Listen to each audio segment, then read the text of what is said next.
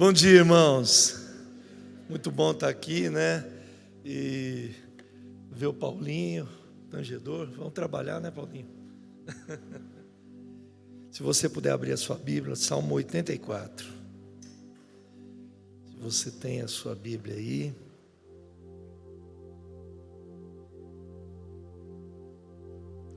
De vez em quando a tecnologia dá uns bug. Salmo 84. É um prazer estar aqui, né? Voltar para Cascavel sempre é bom, ver pessoas preciosas, né?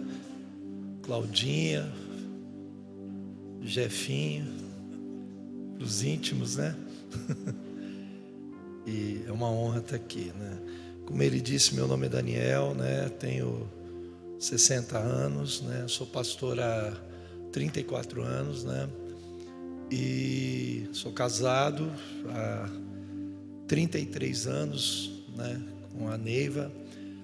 Sou pai de 3 filhos, tivemos 4 filhos e um está com o Senhor já. E eu acho que a melhor testemunho de um homem é você poder dizer assim: eu e a minha casa servimos ao Senhor, né? Que às vezes as pessoas têm tanta coisa, têm dinheiro e não tem uma família, né? E é bom ter família, né? E eu queria, se eu fosse dar um tema para essa noite, eu ia chamar a casa, o ninho e o altar. Provavelmente eu não vou conseguir terminar essa palavra, mas eu quero compartilhar o máximo que eu consegui aqui. Diz assim: quão amáveis são os teus tabernáculos, Senhor dos exércitos. A minha alma está anelante, desfalece pelos teus átrios. O meu coração e a minha carne clamam pelo Deus vivo. Até o pardal encontrou uma casa, a andorinha ninho para si e para sua prole, mas eu encontrei os teus altares, Senhor dos exércitos, Rei meu e Deus meu. Bem-aventurados que habitam em tua casa, louvar-te-ão continuamente. Bem-aventurado o homem cuja força está em ti, em cujo coração estão os caminhos aplanados, o qual, passando pelo vale de Baca, ou passando pelo deserto, faz dele uma fonte. A chuva também enche os seus tanques.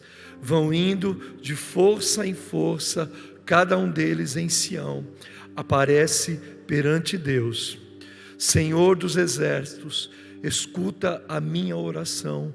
Inclina os ouvidos, ó Deus de Jacó. Olha, ó Deus, escudo nosso, e contempla o rosto do teu ungido, porque vale mais um dia nos teus átrios do que em outra parte 1000. Preferiria estar eu à porta da casa do meu Deus do que habitar nas tendas da impiedade, porque o Senhor Deus é um sol e escudo. O Senhor dará graça e glória e não negará bem algum aos que andam em retidão. Senhor dos exércitos, bem-aventurado o homem que em ti põe a sua confiança. Espírito Santo, muito obrigado, Senhor, pela tua presença, e a coisa mais valiosa da nossa vida. E como Jesus disse, Senhor, a vida do homem não pode ser medida pela quantidade de bens que ele tem, mas a vida do homem é medida por quanto ele busca e ama o Senhor, por quanto ele ama a tua casa, por quanto ele está na tua casa, ou por quanto ele permanece na sua casa, Pai. Eu declaro, Senhor, que essa manhã, ela é uma manhã de céus abertos, mais uma vez, neste lugar, Senhor. Eu declaro no nome de Jesus a vida do Senhor, a manifestação da glória do Senhor neste lugar aqui, Pai. Que o Senhor venha que o Senhor sare, que o Senhor cure, que o Senhor restaure, que o Senhor liberte, por causa da tua gloriosa e preciosa presença, Senhor. Em nome de Jesus eu oro, Pai. Amém e amém. Aleluia, aleluia. Eu peguei uma frase que eu ouvi aqui de manhã: uma nova casa para um novo tempo, né? E eu,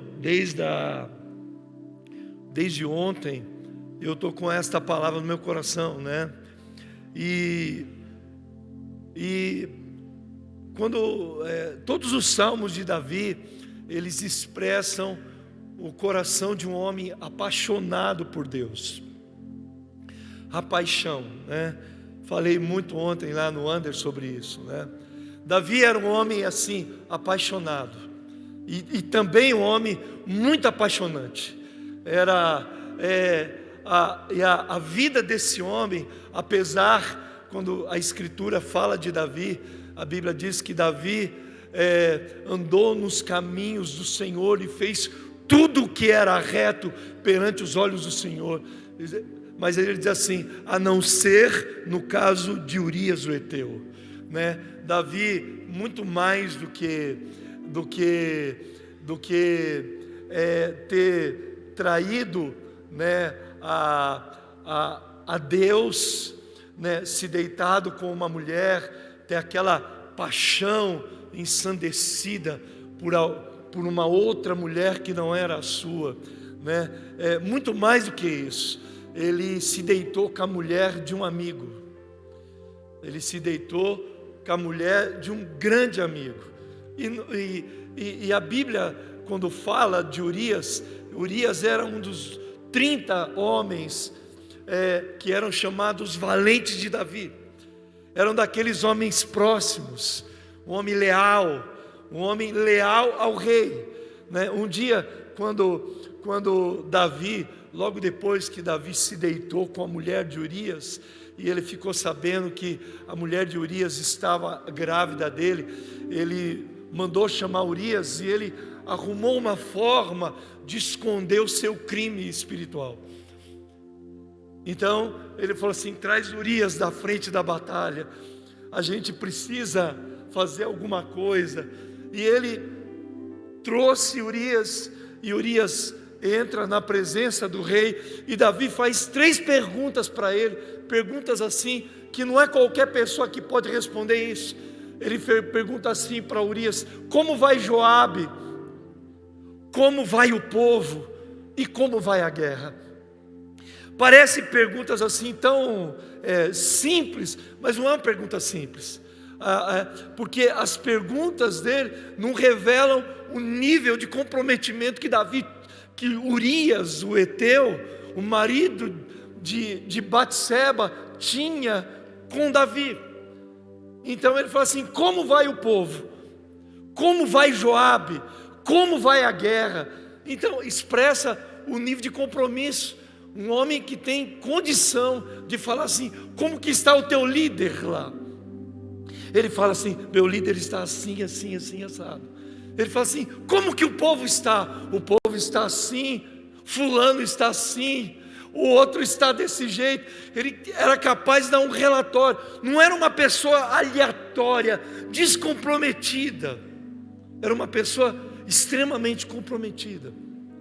E ele falou assim: como vai a guerra? E Urias discorreu sobre isso.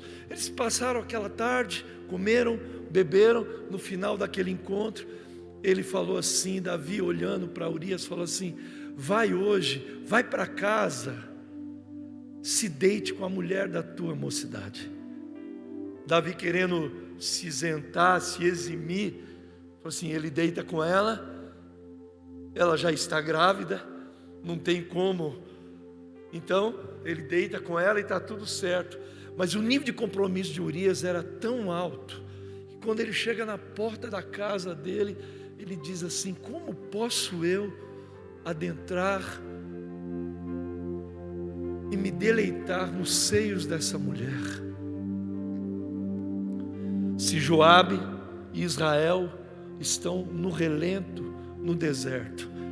E ele se deita na porta da casa e dorme lá na porta da casa. Quando Davi percebe que deu ruim o plano A dele, de esconder aquilo, que Urias não foi, ele escreve uma carta e manda entregar a Joabe. E fala assim: quando a batalha estiver mais intensa, coloca Urias na frente da batalha e deixe-o para morrer. Ele entrega a carta na mão de Urias, e Urias leva na sua mão a sua sentença de morte. Quando Davi é impedido de edificar a casa de Deus, ele fala assim: você é um homem de sangue. Não era por causa das guerras, era por causa de um homem inocente que ele matou por causa da paixão da sua carne.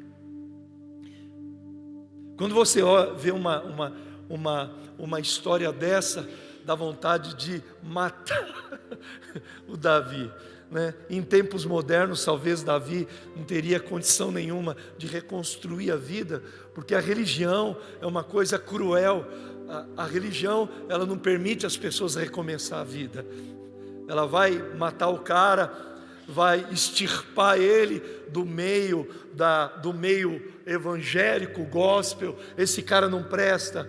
E eu tenho aprendido uma coisa, e aprendi isso andando ao lado do pastor Antônio Cirilo.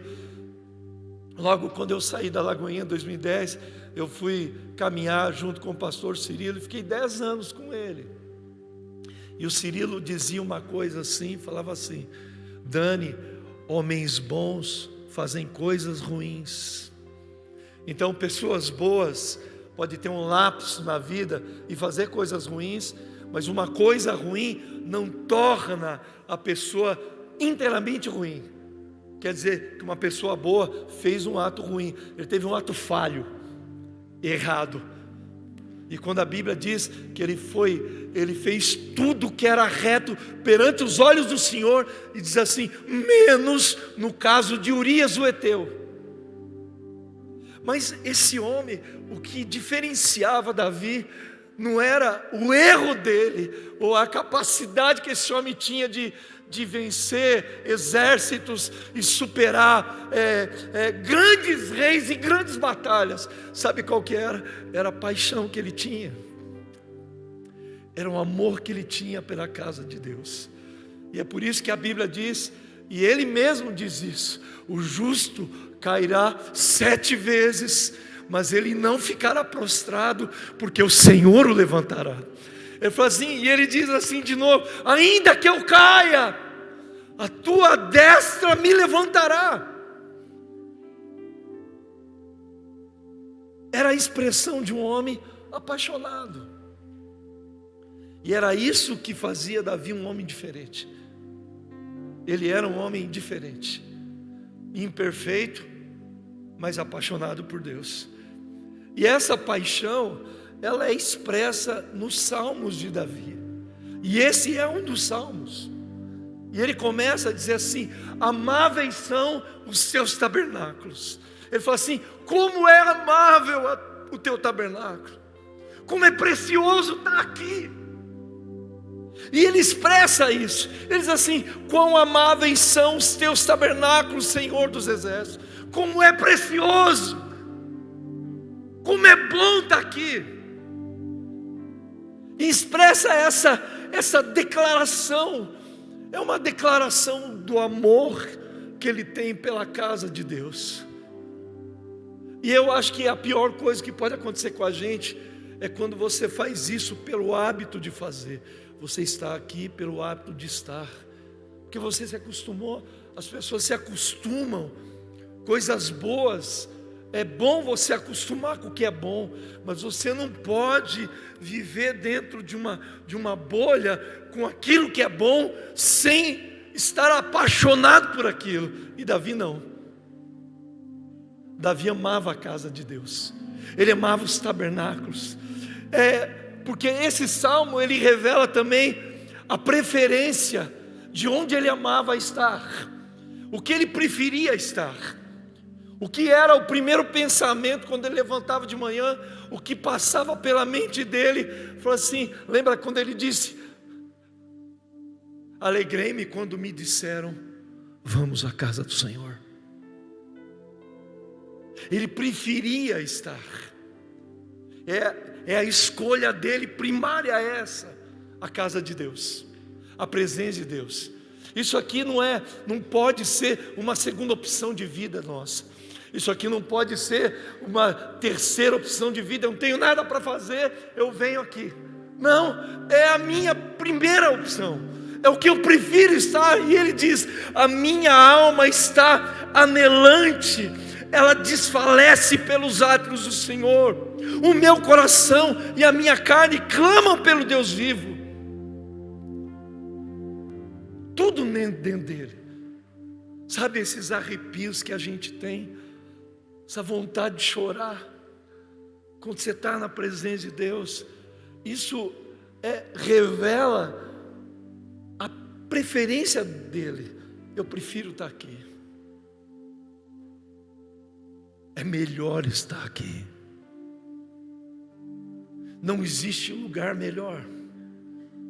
E ele diz assim: a minha alma deseja.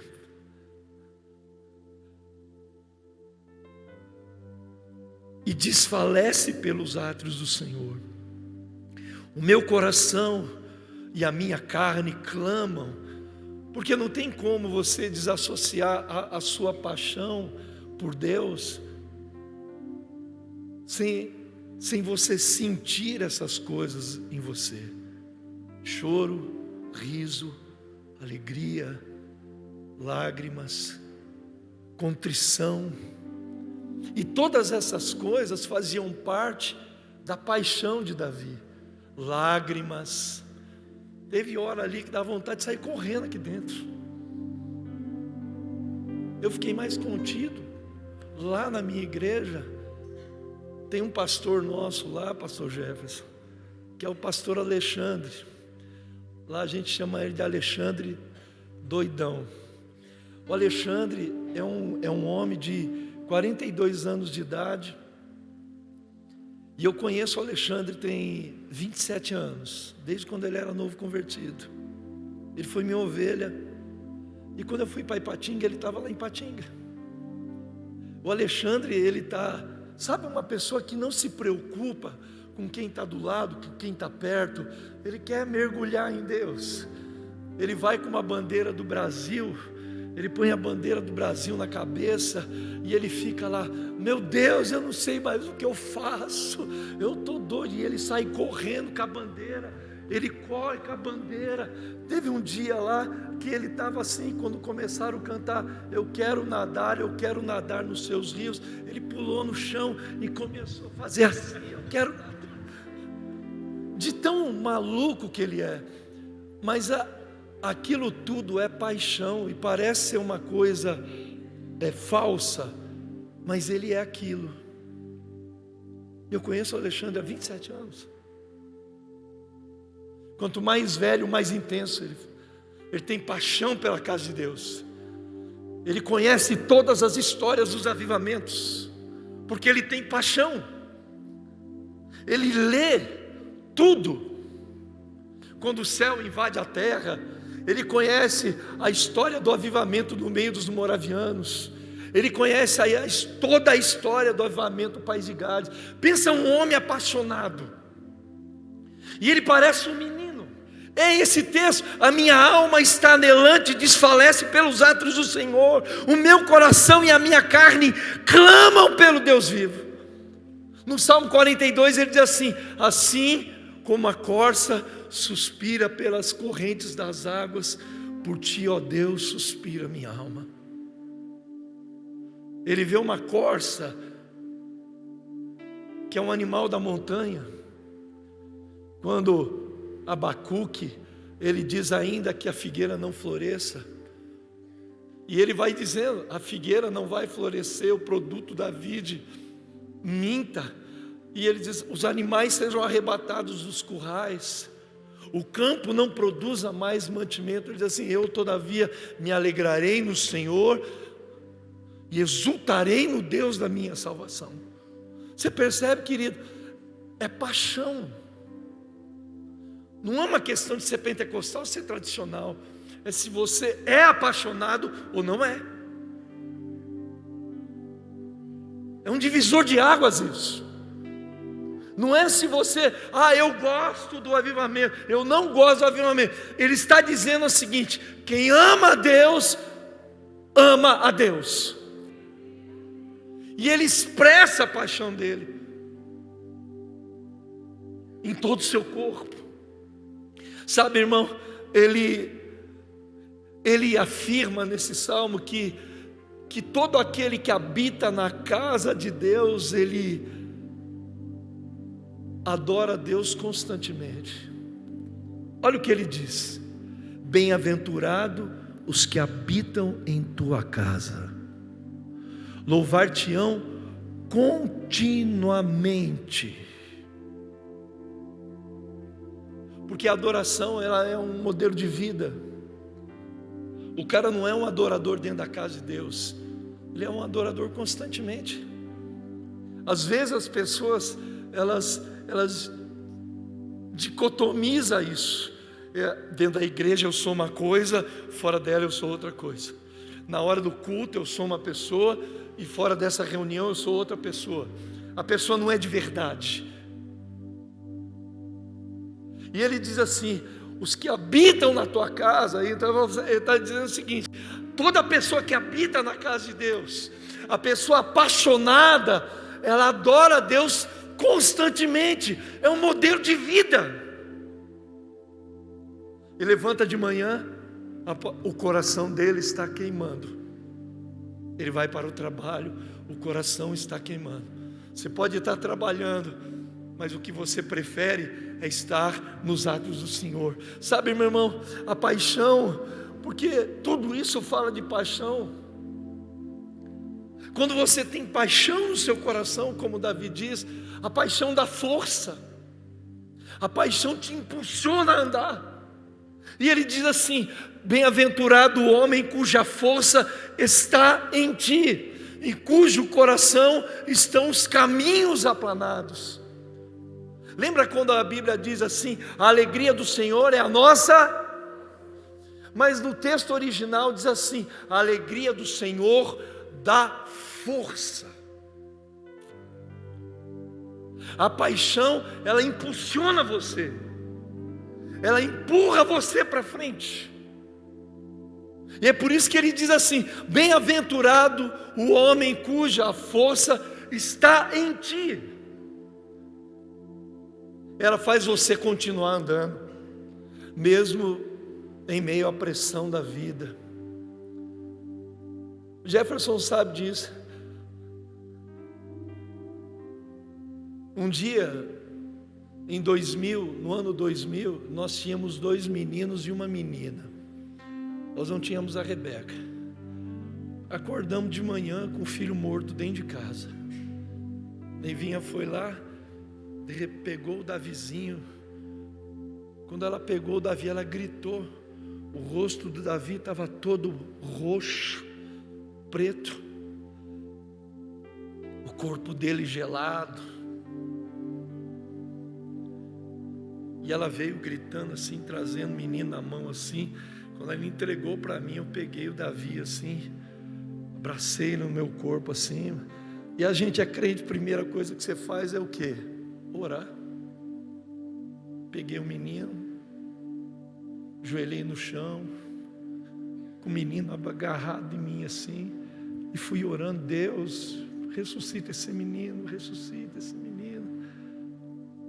E você percebe, irmão, tem um momento na vida da gente que você vai precisar mais do que uma religião vazia, mais do que simplesmente você vir dominicalmente num culto ou frequentar um GA. Você vai precisar de mais para conseguir andar, continuar avançando. É a pior sensação do mundo, é um sentimento de impotência. Não tem nem nome um sentimento desse. Porque quando uma mulher perde o marido, você chama a mulher de viúva. Quando um filho perde o pai, você chama ele de órfão. Mas quando um pai ou uma mãe perde um filho, Que nome que você dá para uma coisa dessa? Nem nome tem. Eu vou te falar qual é o nome: dor.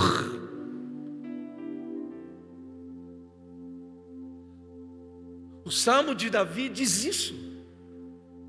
Vão indo de força em força. Ele vai andando para frente. Por causa da sua paixão. O que empurra você para frente a continuar andando é a paixão. O que faz você avançar é a paixão. O que faz você, não sei se existe essa palavra, mas se não existe, anota, que torna você indesistível. É a paixão. É como ele diz: vão indo de força em força. Ele anda para frente por causa da paixão. Meu irmão, é insuportável isso. Na hora, é como a Bíblia diz, que Deus, Ele nunca manda uma provação maior do que nós possamos suportar. Então, é ruim você saber disso. Teoricamente, tudo na teoria é fácil, na prática fica mais difícil. Porque você tem a consciência e fala assim: se Deus mandou, eu aguento isso. Mas sabe como que eu suportava isso? Eu não conseguia dormir, com insônia, aquela dor dentro do coração. Às vezes eu estava andando, dirigindo o carro assim, de repente dava aquela crise de choro no meio da rua. Eu tinha que parar o carro e chorar. Chegava à noite e não conseguia dormir. Eu ia para o quarto, ia para a sala, pegava aquele CD do pastor Cirilo, dá um som maior aí. Colocava aquele CD, a presença da glória, e ouvia aquela canção do pastor: vem nesse lugar,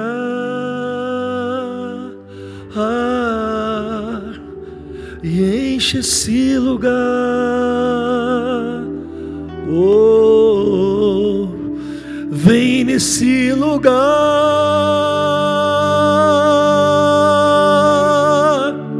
enche a minha vida, Senhor. É isso, eu ouvia isso a noite inteira. Jefferson adormecia orando em línguas. Quando eu acordava, estava de dia, aquela dor estava menor. Sabe por causa de quê, irmãos? A paixão.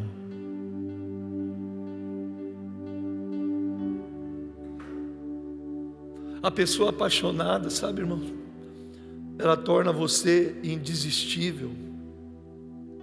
A paixão do seu coração, ela faz as situações mais adversas em torno de você se tornar um manancial de águas. Olha o que ele diz: o qual, verso 6, passando ele pelo vale de Baca, faz dele um manancial de águas.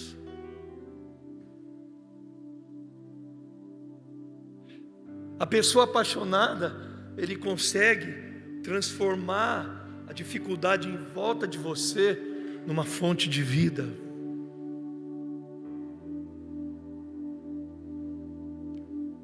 Que às vezes a gente acha que é o lugar,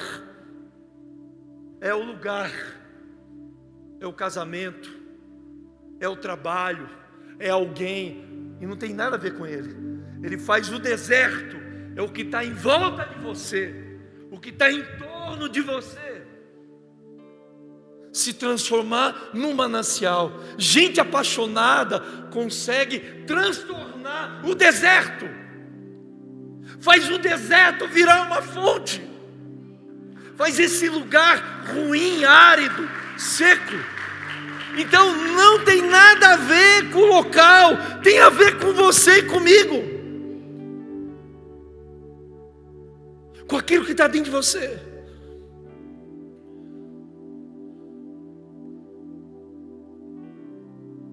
Então a nossa paixão transforma. Eu aprendi uma coisa pensando em tudo isso, sabe qual, meu irmão?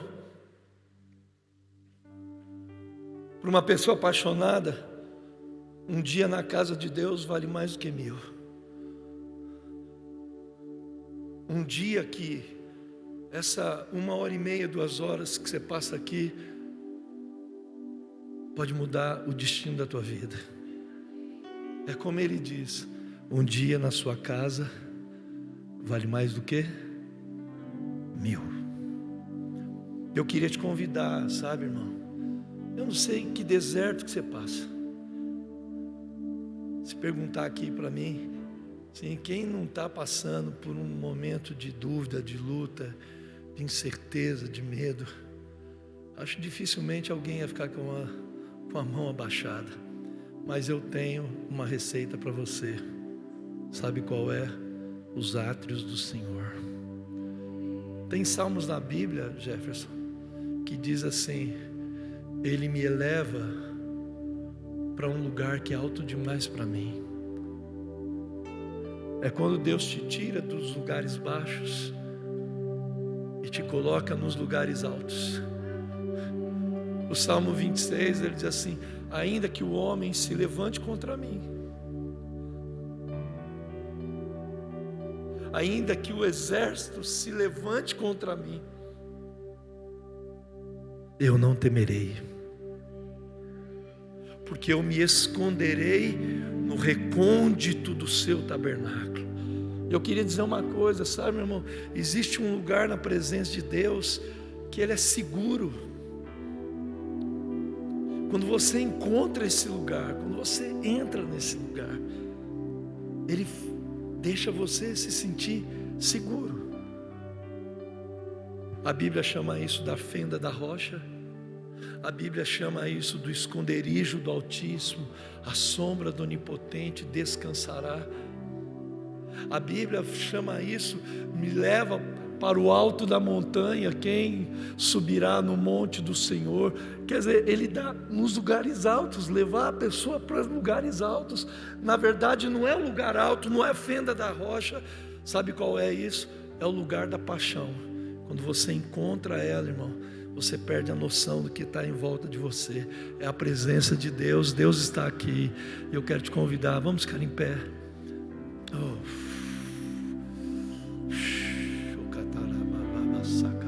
Levante as suas mãos aos céus. Eu queria te fazer esse convite. Feche os seus olhos. Feche os seus olhos. Deus está aqui. Você pode encontrar refrigério na presença de Deus. Você pode encontrar um lugar de descanso em Deus. Você pode encontrar um lugar onde você vai ter a paz de Deus. Você tem a provisão de Deus. E você tem a proteção de Deus. É onde você encontra tudo.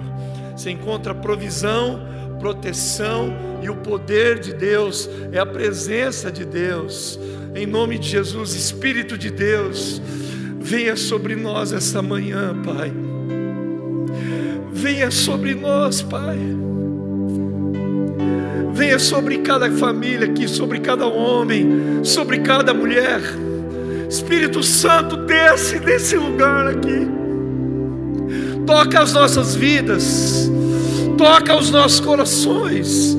Gente que está inconsolada, gente que está quebrada, doída, ferida. Senhor, esconda-nos na nuvem, Senhor. Esconda-nos na Tua presença. Em nome de Jesus, em nome de Jesus. Oh Espírito de Deus.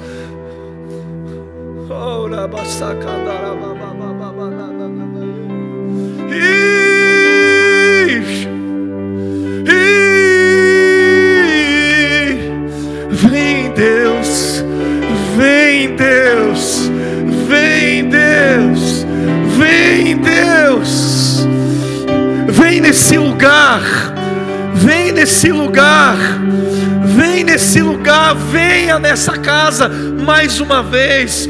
Toca, restaura, enche, move o nosso coração, Pai. Remove o medo, remove o medo, remove o medo. Nós estamos guardados pelo Senhor. O Senhor é o nosso esconderijo, o Senhor é o alto muro, o Senhor é escudo, o Senhor é broquel na nossa vida, Pai. Em nome de Jesus, em nome de Jesus.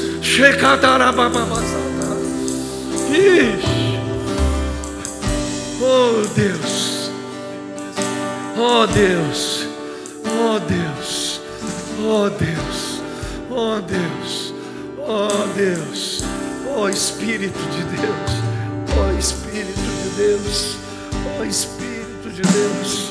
Remove essa dor, remove esse peso. Que os meus irmãos e as minhas irmãs encontrem um lugar de descanso, encontre a fenda da rocha. Eleva-nos, leva a um lugar alto, nos coloque num lugar seguro, que eles sintam segurança agora, sintam segurança, sintam paz, na tua presença a paz, na sua presença a paz, em nome de Jesus, em nome de Jesus, em nome de Jesus, em nome de Jesus, em nome de Jesus.